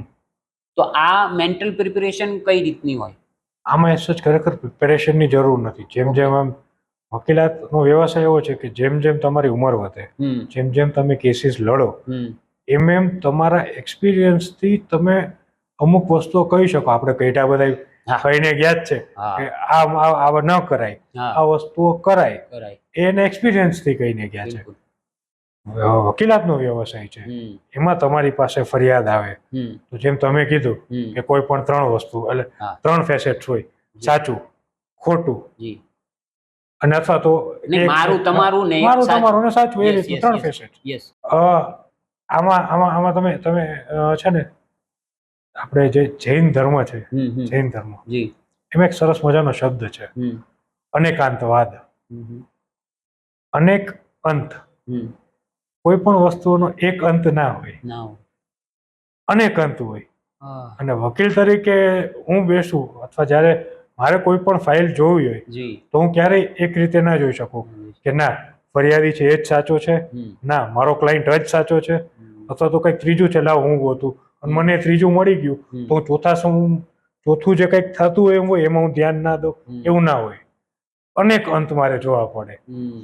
કારણ કે સિમ્પ્લિસિટર આવના જેવી વાત થઈ કે એક હાથી છે, એક હાથી હોય અને એમાં 6 જણાને આંખે પાટા બાંધી દીધા, 6 જણા હાથીના એક એક અંગ હોય છે એ પકડીને કે ભાઈ એક જણે સૂંઢ પકડી તો એવું કે છે કે આ તો ભાઈ લાંબો હાથી કરતી એમ કે આ તો સાપ છે, ભલે છે. ઓકે પગ પકડી લીધો કે આ તો થાંભલો છે, ઓકે આમ પેટ પકડ્યું કે આ તો બહુ મોટું મેદાન છે, મજા આવે છે. આમાં બધા પોતપોતાના વ્યૂ હોય કે જે ફીલ કરે અથવા તો એક આમ જે એમનું આમ ધારણા થઈ ગઈ કે આ ધારણા મુજબ આટલું થાય એ ફિક્સ થઈ જાય. તમે એમાં પછી મલ્ટિપલ ઇન્ટરપ્રિટેશન્સ ના કરી શકો. આ વ્યવસાયમાં તમે ક્યારેય પણ એવું મગજમાં લઈને ના બેસી શકો કે આ આમ જ થાય ને આમ જ થાય. બધા કેસીસના અલગ અલગ પહેલુઓ હોય. આપણે બિલકુલ જોતા હો છો તમે ટીવી સિરિયલોમાં, પિક્ચરોમાં. એમાં તો ભરોસો જ નથી સાહેબ. ભરોસો નહીં કરવાનો, ખોટું હોય ના. પણ મલ્ટીફેસેટેડ સ્ટોરીઝ અથવા મલ્ટીફેસેટેડ ફેક્ટ્સ બધા કેસીસમાં હોય છે. સિમ્પ્લિસિટર આ 1+1 = 2 એવું જરૂરી નથી. વકીલાતના ધંધામાં તો ક્યારેય માનવાનું જ નહીં કે 1 ને 1 2 થાય. પ્રશ્ન પૂછવાના, 1 ને 1 શું થાય, 2 થાય, કઈ રીતે થાય, આ એક કઈ રીતે થયો, આ બે કઈ રીતે થયા, વચ્ચે જે સરવાળો છે કે સરવાળાની સાઈન કેમ સરવાળાની છે, ગુણાકારની કેમ નથી. આ પ્રશ્નો બધા તમને આવવા જોઈએ. ભલે પ્રશ્ન આવવા જોઈએ. પ્રશ્ન આવે તો તમને અલગ અલગ ફેસેટ્સ મળે. બિલકુલ. પછી એમાંથી તમે ફિલ્ટર કરી શકો કે આ બરાબર છે, આ યોગ્ય છે, આ નથી. એ પ્રમાણે તમારે કેસ પ્રિપેર કરવાનો જેથી કરીને તમારે ક્લાયન્ટનું હિત મજબૂત રહે. પણ આટલું નોન બાયસ્ડ રહેવા માટે તો ઘણી મેન્ટલ પ્રિપેરેશન જોઈએ. એમાં ના જ નહીં. અતિશય. કોઈને તમે જોવને કંઈ માનો કે મેં અત્યારે તમે મને મળ્યા, મેં તમને મારી એ સાઈડ બતાવી જે તમને ગમશે, અને હવે તમને કોઈએ પૂછ્યું કે આ ભાઈ કેવા, એટલે જો તમે સામાન્ય માણસ હોવ, વકીલ તરીકે નથી કહેતા, તો તમે કહો હા સારો માણસ, મજા આવે માણસ, વાતચીત બધી રીતે. પછી હું એ ઇમેજમાંથી બહાર જઈને તમને મારું કઈ અલગ રૂપ બતાવું તો તમે ખોટા પડો. બટ એઝ અ વકીલ મેં ઘણા વકીલોને જોયા છે, મારો પાસ્ટ થોડો વકીલો સાથે જોડાયેલો છે, બરાબર. તો એ લોકો બહુ જ નોન બાયસ્ડ હોય. ક્યારેય ખુદ જજ નહીં કરશે કે આ માણસ આવો છે કે આવો છે. હા એક્ઝેક્ટલી. કારણ કે તમે જજ કરો કોઈ પણ માણસ, વકીલ તરીકે તમે જજ કરો એનો મતલબ એ કે તમે એક માઇન્ડસેટ બનાવીને બેઠા છો માણસ માટે. એ માઇન્ડસેટ તમે જો બનાવીને બેઠા હો તો એ માણસનો તમે કેસ કઈ રીતે ડિફેન્ડ કરશો? તમારે તો નોન બાયસ થઈને જ રહેવાનું કે આ ભાઈ મારો ક્લાયન્ટ છે, આ એની વાત છે, આ ફરિયાદીની વાત છે, આ કાગળિયા છે, કાગળિયામાં આટલું લખ્યું છે, આમાંથી કઈ રીતે શું નીકળે એમ છે, શું ઇન્ટરપ્રિટેશન થાય. બિલકુલ એ જોવાનું હોય મારે. બાકી જો બેલેન્સ ના રહ્યો, ખાલી વકીલ, હું તો સામાન્ય વ્યક્તિને આ વસ્તુ તો કહેવા માંગીશ કે ક્યારેય પણ તમને કોઈ પણ માણસ વિશે પોઝિટિવ કે નેગેટિવ કે યર્સે હોય ને જે ક્યારેય ભરોસો નહીં કરવાનો જ્યાં સુધી તમે એક્સપિરિયન્સ ના કરો અથવા તમે તમારા કોઈ પણ સેન્સીસ કે જે શ્રવણ શક્તિ છે, જોવાની શક્તિ છે, એનાથી તમે જ્યાં સુધી કોઈ પણ વસ્તુ તમે એડેપ્ટ કરી હોય, તમે જોઈ હોય અને તમારું માઇન્ડ ઇન્કલ્કેટ કરે કે ભાઈ આ મારી સામે એક બ્રેડનો કટકો છે, હવે એ હું સૂંઘું છું તો મને એવું લાગે છે કે આ તો શેકેલી છે, હા જોઉં છું તો મને એવું લાગે છે કે આ તો દાબેલી જેવી છે, હા ખાઈને જોયું તો મને બર્ગર જેવી લાગી છે. હા એ તમે અલગ અલગ સેન્સીસથી કોઈ પણ વસ્તુ, કોઈ પણ વાત, નાનામાં નાની વાત, તમે જેમ મને કીધું તમારા વિશે મને કોઈ વાત કરી જાય હા કે આ માણસ સારો છે, હા હું એમ કહું ના ના બહુ સરસ છે. હા. તો એમ કે આ માણસ ખરાબ છે, હા હું કહું ના ના બહુ ખરાબ છે. હા આપણે બી જ્યાં સુધી ના મળીએ, બિલકુલ આપણે બી ચર્ચા ના કરીએ, બિલકુલ આપણે બી જ્યારે આઈડિયાની આપ-લે ના કરીએ, પછી હું કંઈક વાગોળું હા અને પછી નક્કી કરું કે ભાઈ મારા પ્રમાણે આ ભાઈ આવા છે, અને મારું કારણ અથવા તો જે મારું આ કન્ક્લુઝન છે એના 1 2 3 4 પેરામીટર્સ છે. આ ના કરું ત્યાં સુધી હું પરફેક્ટ તમારો કેસ મૂકવા માટે લાયક માણસ નથી. પણ સર ટૂંકમાં આ વસ્તુ માટે મગજનું સ્થિર હોવું યા તો મગજનું શૂન્ય હોવું બહુ જરૂરી. હા કારણ કે તમે જ્યારે કોઈની કેસ ફાઇલ વાંચો હા તો એક સામાન્ય માણસ કોઈ વસ્તુ વાંચે, કેસ ફાઇલ જ માની લો ચાલો, તો એ તરત જજમેન્ટલ થઈ જાય કે આવું કે આવું હશે. હા થાય. શૂન્ય રહેવા માટે માઇન્ડસેટ મને છે ને હજુ મને મગજમાં નથી આવતું કે માણસ તમામ વકીલોની વાત હા હા કે જ્યારે કોઈ વસ્તુ એ જોઈ યા તો કોઈ ફરિયાદી યા તો આરોપીને મળે તો શૂન્ય કઈ રીતે રહી શકે? શૂન્ય એમાં હવે એ આ પ્રોફેશન જ એવું છે હા કે તમે જ્યારે ડિગ્રી લઈ લ્યો, હમ જ્યારે પણ તમે ડિગ્રી લઈ લ્યો છો તો ડિગ્રી આવે ત્યારે તમારું એવું નહીં કે ડિગ્રી આવી ગઈ એટલે ચાલો મારું માઇન્ડસેટ હવે ચેન્જ થઈ ગયું, હા હું વકીલ થઈ ગયો, હવે હું એમને કોઈ પણ પક્ષપાત નહીં કરું, હું એમને નો પ્રોફિટ નો લોસ, અથવા તો એવું કહીએ કે ભાઈ હું એકદમ સ્થિર રહીશ, એવું ના થાય. એ તમે ધીમે ધીમે જ્યારે પ્રેક્ટિસમાં આવો, તમે તમારા કોઈ સિનિયર હોય, તમારા સિનિયરની સાથે તમે કામ કરો, સિનિયરને તમે જોવો, કોર્ટરૂમમાં તમે જાઓ, કોર્ટરૂમની અંદર જઈ અને બીજા વકીલો કઈ રીતે કેસ લડે છે, જજ સાહેબ છે, જજ સાહેબ કઈ રીતે કેસને રિસીવ કરે છે, અને જજ સાહેબ, આપણે તો વકીલ છીએ, હજી તો જજ સાહેબ સામું જોવો તમે, આપણે તો જે આપણા સ્થિરતાની વાત કરીએ છીએ. જજ સાહેબને તો બે પક્ષ હોય, બે પક્ષમાંથી અલગ અલગ આવતું હોય, નિર્ણય જ એમને લેવાનો. નિર્ણય એને કરવાનો છે. એટલે એને કયો નિર્ણય કરવો એ સ્થિરતા માટે એ માણસને કેટલું બધું ઓલું ફેક્ટ્સ લેવા પડતા હશે. વકીલ તરીકે જ્યારે તમે ફેક્ટ મૂકતા હો તો આ બધી જે વસ્તુ છે, જે સ્થિરતા છે, એ એક્સપિરિયન્સ સાથે જ આવે.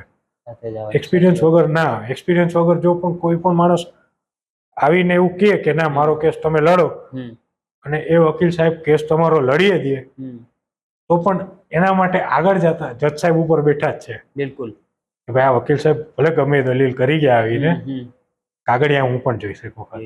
બિલકુલ સર, એક વસ્તુ પ્રેક્ટિકલ હોય, એક કલ્ચરલ હોય ને એક સત્ય હોય. કલ્ચરલ વસ્તુઓને હાનિ પહોંચાડે છે અત્યારે ચલચિત્રો. હવે તમને ક્યાંય ને ક્યાંય એવું લાગે છે કે આ ચલચિત્રોને લીધે અમુક પ્રકારના ગુનાઓમાં વધારો થયો હોય, યા તો જે ચલચિત્રોમાં બતાવવામાં આવે કે યાર હવે કાયદાને તો ગમે તે તોડી શકે અને ગમે તેને ડોન બની જવાનું, ના થાય ને તે થઈ જાય ને કશું થાય નહીં, એ તો આપણે પૈસા દઈને નીકળી જવાનું. ખરેખર એ બધી પિક્ચરોમાં જ સારું લાગે. હા, પિક્ચરો જોવે છે ને જે લોકો માઇન્ડસેટ સાથે ચાલે છે કે ભાઈ પિક્ચરોમાં આવે એ જ બરાબર, અને પિક્ચરોમાં થઈ એ પ્રમાણે આપણે તોડી લેશું, કોઈ આપણું કંઈ કરી શકે એમ નથી, ખોટી વાત છે સાવ. આ દિવાળી હમણાં ગઈ, લાસ્ટ યર છે ને દિવાળીમાં તમે છે ને અમદાવાદ પોલીસનું પેજ જોજો. અમદાવાદ પોલીસનું પેજ છે, ઓકે, સરસ કામગીરી કરતા હોય છે. અમદાવાદ પોલીસનું પેજ છે ને એમાં લાસ્ટ યર દિવાળીનો એક વિડીયો છે. એક ગ્રુપ યંગ છોકરાઓ બધા સરસ, આમ તમે જેમ કીધું આમ ડોન વોન ચલચિત્રોથી પ્રભાવિત થયેલા સુલતાન મિર્ઝા એવા પ્રોપર સરસ મજાની મોટી મોંઘાદાટ એસયુવી ગાડી, એની ઉપર બોનેટ ઉપર એક છોકરો બેઠો છે, હાથમાં ઓલા ડબલા લીધા છે, ઓલા ફટાકડાના, આમ ફૂટે ને આમ ફૂટે ને એવું લઈને બેઠો છે, અને આગળ બીજી ગાડીમાં એનો મિત્ર છે, એ રીલ બનાવે છે, અને કે હાલો આપણે અપલોડ કરીએ કે ભાઈ પિક્ચરમાં થાય તો આપણે જીવનમાં કરી શકીએ. બરાબર છે. આવું અપલોડ કર્યું, બીજે જ દિવસે પોલીસે પકડી લીધા. આ જ રીલ અપલોડ કરી, આ જ ચલચિત્રોથી એ લોકો પ્રભાવિત થયા, પોલીસે પકડી અને જાહેરમાં એમને સરઘસ કાઢ્યું, ઉર્બેશ કરાવી. કાયદાથી ઉપર કોઈ નહીં ભાઈ. તમે પિક્ચર જોવો તો એ જે તમે છાપ મગજમાં લીધી એ તમે થિયેટરમાં મૂકીને જાઓ, જીવનમાં ના ઉતારો. બિલકુલ. એટલે એવું જે લોકોના મગજમાં હોય ચલચિત્રો છે આ છે આ બધા એમાં જે થાય હમ કે ભાઈ પૈસા દઈને હું છૂટી જાઉં પોલીસ છૂટી કાંઈ ના કરી શકે હમ. બધું ખોટું છે. પોલીસ પાસે પાવર્સ છે, જજ સાહેબો બધા બેઠા જ છે, સરકારે બેઠી જ છે, તદ્દન ખોટી વાત છે. ખોટી વાત છે. સુલતાન મિર્ઝા હવે નહીં એવું કાંઈ ના હોય. અને હજી એ લોકોના મગજમાં એવો એવો આઈડિયા ક્યાંકથી આમ અંદર ઘર કરી ગયો હોય કે ભાઈ હું આમ કરીશ તો બહાર નીકળી જઈશ ને આમ કરીશ તો બહાર નીકળી જઈશ ને તો દોસ્ત આ તારા કર્મમાંથી તને કુદરત બહાર નહીં નીકળવા દે. સાચી વાત. આમાંથી નીકળીશ સૌથી મોટી કોર્ટ તો પછી ત્યાં જ આવી બેઠી જ છે. આપણી બાજુ નાખીએ કે આમ બહુ રોલા પડવા જાવ તો તોલા તૂટી જાય. હા અહીંયાનું અહીંયા જ જોવાનું છે તમારે. સાચું છે સર. ઘણીવાર છે ને ક્યાંય માનો કે કોઈ બેન દીકરીની છેડતી થાય છે, કોઈ રસ્તે કોઈ દીકરીઓને હેરાન કરે છે. મારો જ કેસ લઉં ચાલો તો કે કોઈ દીકરીને હેરાન કરતો હોય ત્યાં જઈને મેં એને માર્યું, વધારે વાગી ગયું, ગયા, પતી ગયો. તો એવા ટાઈમે ન્યાયતંત્ર મારી તરફ કઈ નજરે જુએ? તમે આટલી જ વાત મૂકો ન્યાયતંત્ર સામે, સીધે સીધી તો વાત માનશે નહીં.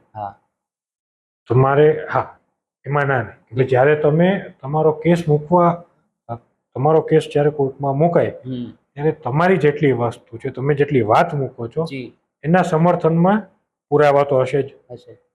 કે દાખલા તરીકે કે તમે બેન દીકરીની છેડતી થઈ, બેન દીકરી આવીને કહેશે જ કે ભાઈ આ ભાઈએ મને કોઈ પણ જાત આવી રીતે છેડતી કરવા ગયા, આ ભાઈ ના હોત તો વધારે કોઈ ક્રૂરતાવાળો ગુનો થઈ શકતો હોય. એ વસ્તુ ધ્યાને લે જ છે કોર્ટ. એવું નથી બિલકુલ કે ભાઈ એક માણસ ગુજરી ગયો છે અથવા તો ભાઈ જ્યારે કોઈ પણ જાતનો સ્વ બચાવની વાત આવે પણ જે પ્રોપોર્શનાલિટી છે એ ખાસ જોવાની થાય. પ્રોપોર્શનાલિટી એટલે કે ભાઈ કોઈક માણસ તમને ઝાપટ મારવા આવ્યો તમે એને બંદૂકથી ગોળી મારી દીધી તો પછી એવું ના હાલે. ઝાપટ સામે ઝાપટ. પ્રોપોર્શનાલિટી જોવાની હોય. આમાં તમે કોઈકનો જીવ બચાવવાની વાત કરી છે. સાચી વાત, યોગ્ય છે. સર આ વાત થઈ સ્વ બચાવની. ઘણીવાર એવું થાય, મેં ઘણા સોશિયલ મીડિયામાં વિડીયો જોયા છે કે પ્રશાસન પોલીસ તંત્ર ઘણીવાર મારવા ઉપર આવે કોઈ પણ રીઝનને લીધે. ઘણીવાર કોઈ માનસિક રીતે પરેશાન હોય ને કઈ એવો ગુનો થઈ જાય તો મારે. તો આ ટાઈમે પોલીસ સામે તમે સ્વ બચાવ કરવાનો હક કાયદો આપે છે ખરો? જો તમારો પ્રશ્ન છે એ સારો છે, મને પણ અગેન મારી અંદરનો વકીલ છે એટલે હું સીધે સીધો એ પ્રશ્ન એક્સેપ્ટ નહીં જ કરું. પણ હું એ રીતે તમને કહીશ કે પોલીસને એમ કહ્યું કે જ્યારે મારવા આવતી હોય તો પોલીસ કે એવું તો ફ્રી નથી કે લાવા જ કંઈ કર્યું નથી તો હું મારવા જાઉં તને. એક્શનની સામે રિએક્શન હોય. પોલીસ ટ્રેનિંગમાં પણ એવું ક્યારેય નથી કીધું કે સીધે સીધું તમે લાઠીચાર્જ કરો.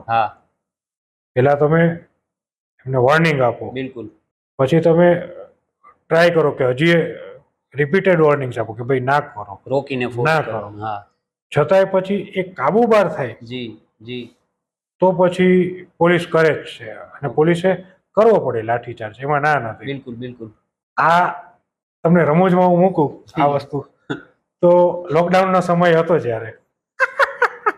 ત્યારે તમે સ્વેચ્છાએ બહાર નીકળ્યા હોવ એવું કેટલી વાર બન્યું છે? મેં છે ને સર, હું બેચલર હતો બરાબર, અમે ભાડે રહેતા અને થતું એવું કે મારું ઘર એટલી મસ્ત જગ્યાએ ને કે આ બાજુનો રસ્તો દેખાય, આ બાજુનો રસ્તો દેખાય, આ બાજુ એક જીપ ઊભી, આ બાજુ એક જીપ ઊભી. અમે દિવસના 4-5 જણાના મોર બોલતા જોયા જ ડેલી. એક જ કામ, બીજે ક્યાંય તો જવાય નહીં.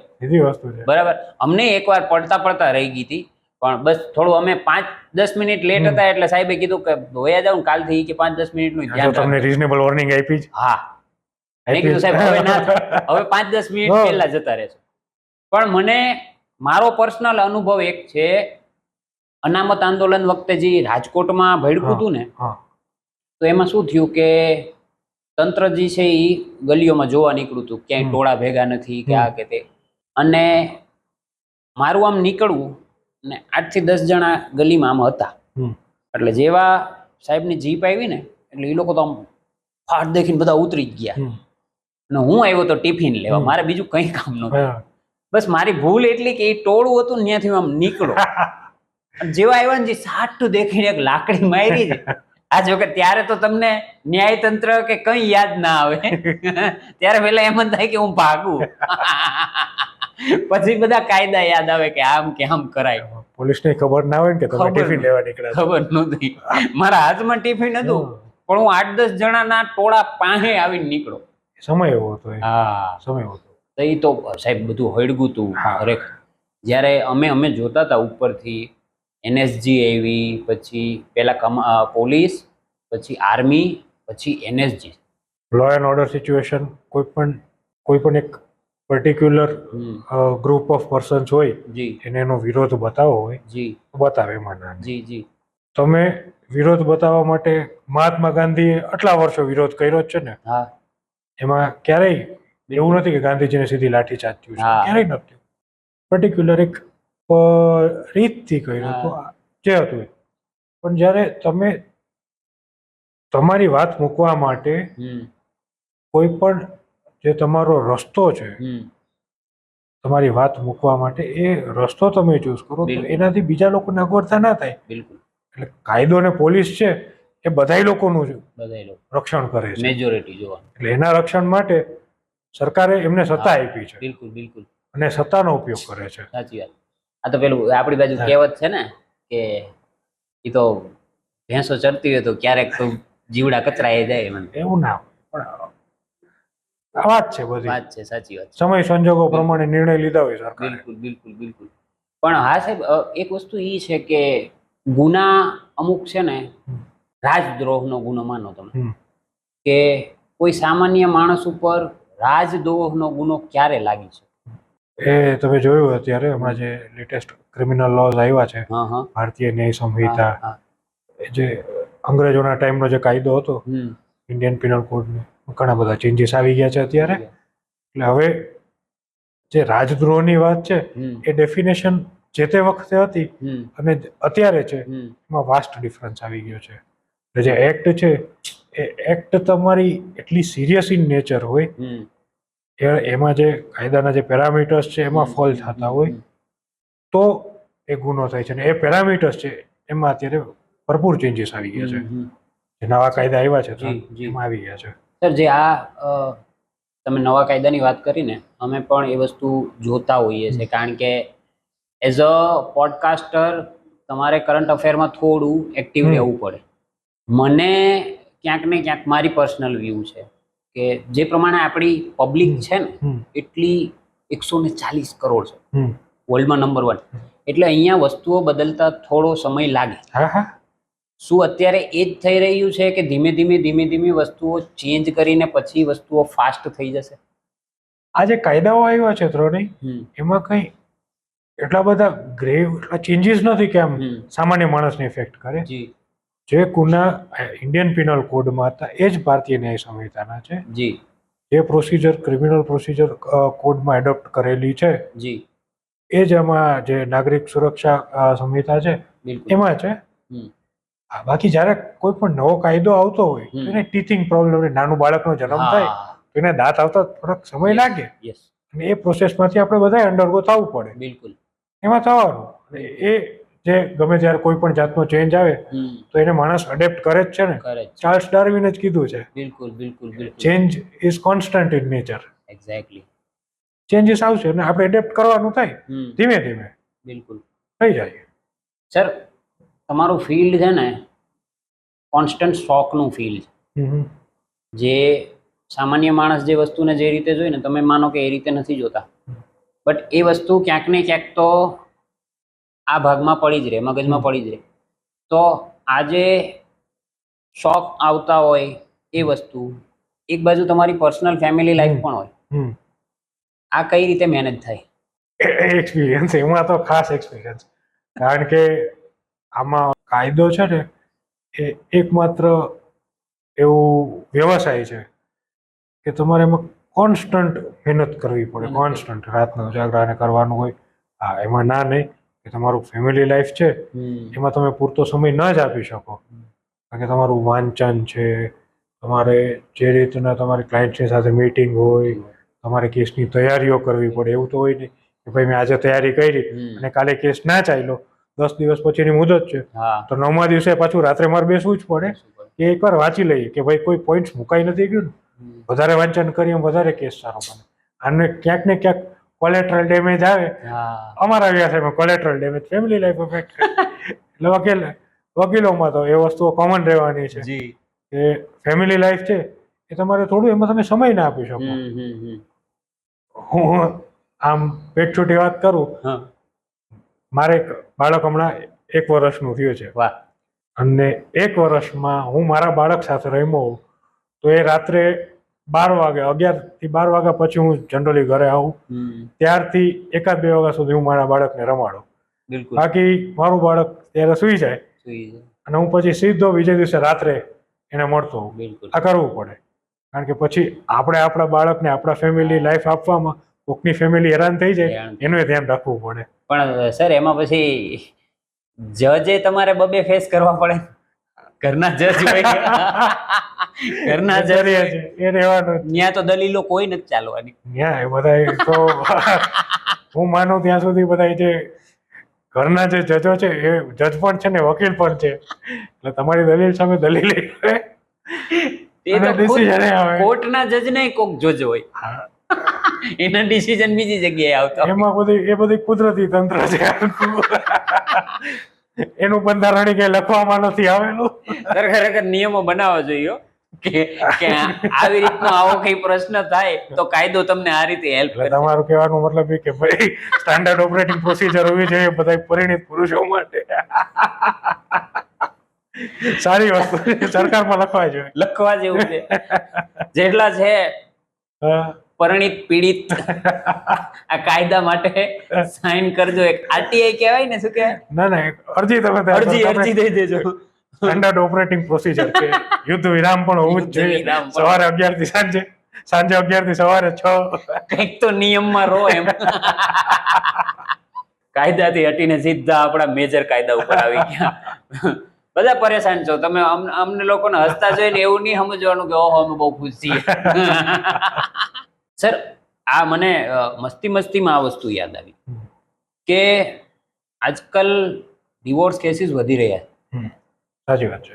એલિમની ઇવન હું તો એ કહીશ કે અત્યારે વર્લ્ડની જે સૌથી અમીર ઓરત છે, અમીર જે મહિલા છે, જે બેઝોસની પત્ની, એ પણ ત્યારે અમીર બની જ્યારે એની એલિમની આવી.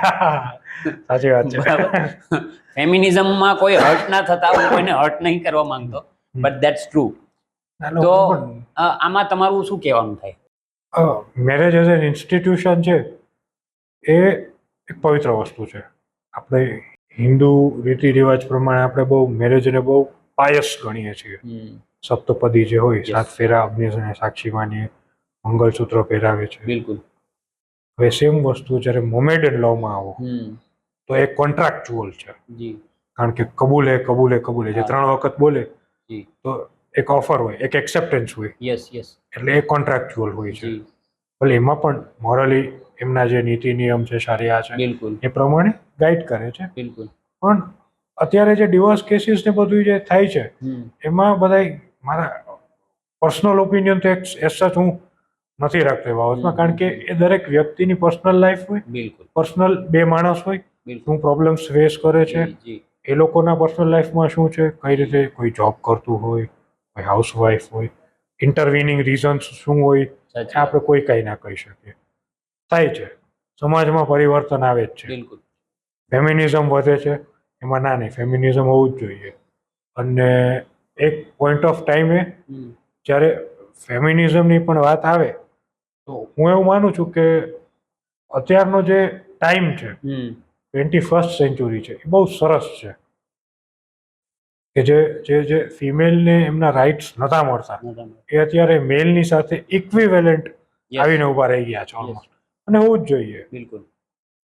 હું એ રીતે વાત મૂકી શકું કે ભાઈ આજથી પહેલાના જમાનામાં, પહેલાના રાધર હું તો એમ કહીશ કે 2 દાયકા, આજથી 2 દાયકા પહેલા છૂટાછેડા ઓછા થતા હતા. પણ જેટલા થતા હતા એ માત્ર ને માત્ર ફિમેલના કારણે થતા હતા એવું તો નહોતું. મેલના કારણે પણ થતા બિલકુલ હતા. બિલકુલ. અને અત્યારના જે ડિવોર્સ થાય છે એ પણ માત્ર ને માત્ર ફિમેલના કારણે ના. હું નથી માનતો. હા, એક એક ટર્મ છે હમ. યુએસમાં અત્યારે બહુ ફેમસ થઈ છે, ઓકે આપણે અહીંયા ડિવોર્સ કહીએ છીએ, ઓકે. એ લોકો ત્યાં કહે છે કોન્શિયસ અનકપલિંગ. સારો શબ્દ છે, તો આપણે લઈએ કડવી દવાને હા શુગર કોટ કરીને આપી છે. આપી છે. હા કોન્શિયસ અનકપલિંગ કે ભાઈ બે માણસ ભેગા થયા, ઓકે. સાથે રહ્યા, હા. હવે ભાઈ બે માણસને નથી ફાવતું હમ. તો એકબીજા સાથે લડવું, ઝઘડવું, એકબીજાના ફેમિલીઝને ઇન્વોલ્વ Involve કરવાના, કરવા. એ લોકોનું માનસિક ટેન્શન વધારવું. હમ હમ. એના કરતાં બે માણસ ભેગા થાય, નક્કી કરે કે આપણે બે રહ્યા, મજા આવી, હવે આગળ મજા નથી આવતી, આપણે છૂટા પડી જાય. હા. ભવિષ્યમાં એવું લાગશે તો આપણે પાછા સાથે થઈ જશું. સાથે સાથે. એમાં ક્યાં ના કાયદો ક્યાં ના પાડે છે બિલકુલ, તમે પાછા બિલકુલ. એકબીજા સાથે લગ્ન કરી. બિલકુલ. એ સરસ ડેવલપમેન્ટ થયું છે કે અંદર અંદર conscious થઈ જતું હોય તો કાયદાને ઇન્ટરવીને ના કરવું પડે એમ. શું કામ કાયદો આવે? હા. કઈ જરૂર નથી. સાચી વાત. બે માણસ છે, બે એડલ્ટ છે, બે સમજણ, બે સમજુ વ્યક્તિઓ હા. વચ્ચે જો બે સમજુ વ્યક્તિઓ સાથે લગ્ન કરવાનો બિલકુલ. ડિસિઝન લઈ શકે તો ડિવોર્સ માટે શું કામ કાયદાની મદદ લેવા આવવું પડે છે તમારે? હમ. લગ્ન કરતા પહેલા કાયદાને થોડા પૂછવા આવો છો? ત્યાં તો ઢોલ વગાડીને ગયા જાન. તઈ તો કીધું નતું કે સાહેબ હા. એટલે બાકી મારું એવું માનવું છે કે આ પર્સનલ વસ્તુઓ છે. હા આમાં પછી અલગ અલગ જે સ્પીકર્સ છે, અલગ અલગ જે વ્યક્તિઓ પોતાના વ્યૂઝ આપે છે જી. કે ભાઈ સહનશીલતાની વાત છે ને એક્સ વાય ઝેડ એબીસી આ બધા કારણ છે, હું નથી માનતો. બે માણસો છે, એન્વાયરમેન્ટમાં મજા આવી રહ્યા, હવે એન્વાયરમેન્ટમાં મજા નથી આવતી, બિલકુલ. છૂટું થઈ ગયું. બટ મેં ટૂંકમાં એવું ક્યાંય નથી સાંભળ્યું કે પુરુષ પણ કમાતો હોય, સ્ત્રી પણ કમાતી હોય, નથી મજા આવતી, છૂટાછેડા થયા, કોર્ટે ક્યારેય મેં એવું નથી સાંભળ્યું કે ઓર્ડર કર્યો હોય કે બેન તમે વધારે કમાવશો તો એલિમની તમારે આપવી પડશે. એવું મે બી મેં જ નહીં હા, સાંભળ્યું. એટલે એવી વસ્તુ એવી જ છે, એવું હા. નથી જરૂરી.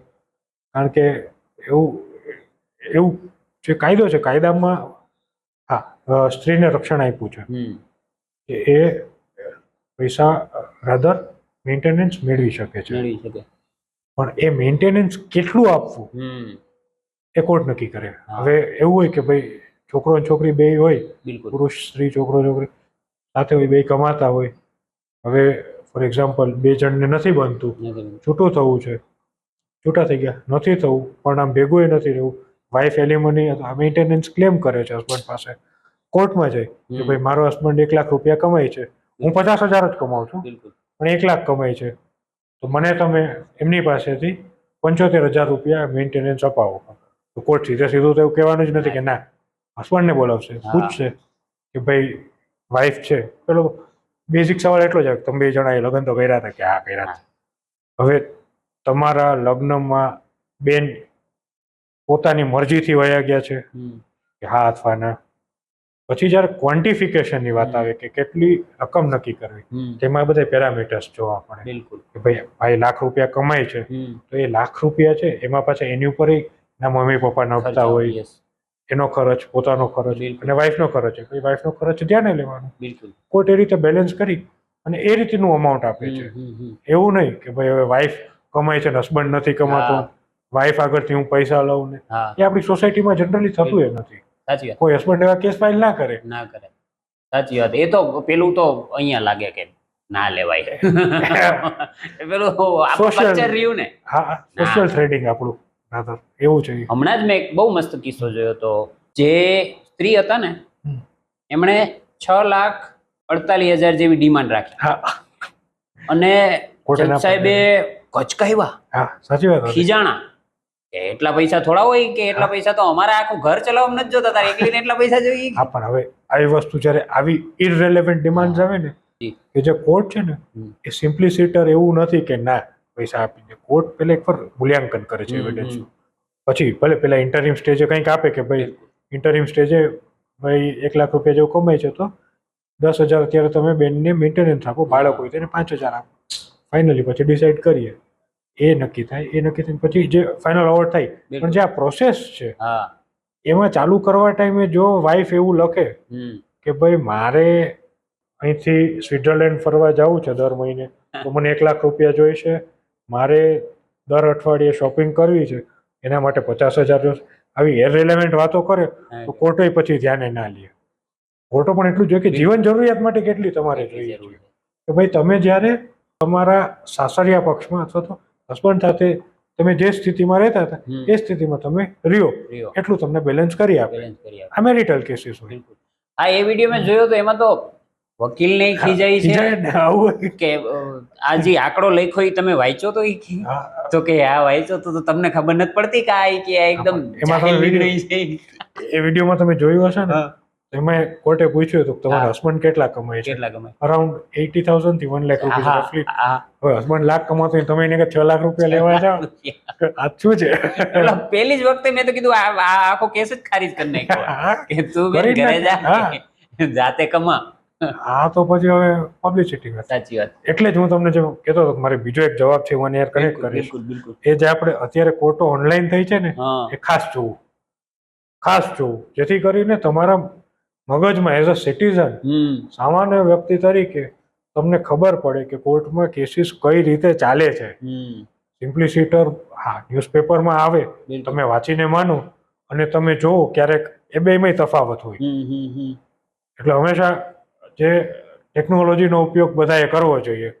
નેટ અવેલેબલ છે, જોવો જાણો અને ટ્રાન્સપરન્સી તમે જોવો કઈ રીતે જજ કામ કરે છે, વકીલો કામ કરે છે, કઈ રીતે કેસીસ ચલાવે છે આટલું ભારતમાં જોવું જોઈએ. સર અમે એપિસોડ પૂરો કરીએ ને ત્યારે મહેમાન પાસેથી કઈ ને કઈ એવો નિચોડ લઈએ છે જે પબ્લિકને રિયલ લાઈફમાં કામ આવે. તમે શું કહેવા માંગશો? હું તો એવું કહીશ કે લોકોને એક તો એ કે કોઈ પણ જ્યારે તમને વાત જાણવા મળે કોઈ પણ માણસ વિશે તમે કંઈ પણ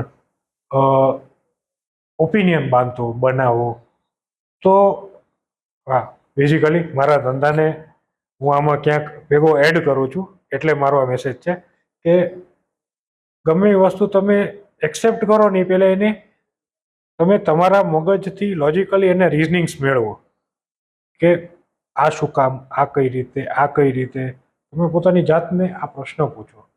કોઈ પણ કન્ક્લુઝન ઉપર આવો એ પહેલાં, કારણ કે અત્યારના જે ફાસ્ટ પેસ જમાનો છે 4G સ્પીડે આપણે જે નિર્ણયો લઈએ છીએ એ નિર્ણયો આગળ જતા આપણને હેરાન કરે છે. એટલે હું એવું માનું છું કે કોઈ પણ નિર્ણયો લ્યો ત્યારે એક શ્વાસ લ્યો, શાંતિથી જરા વિચારી અને પછી પ્રોઝ એન્ડ કોન્સ નક્કી કરીને નિર્ણય લ્યો.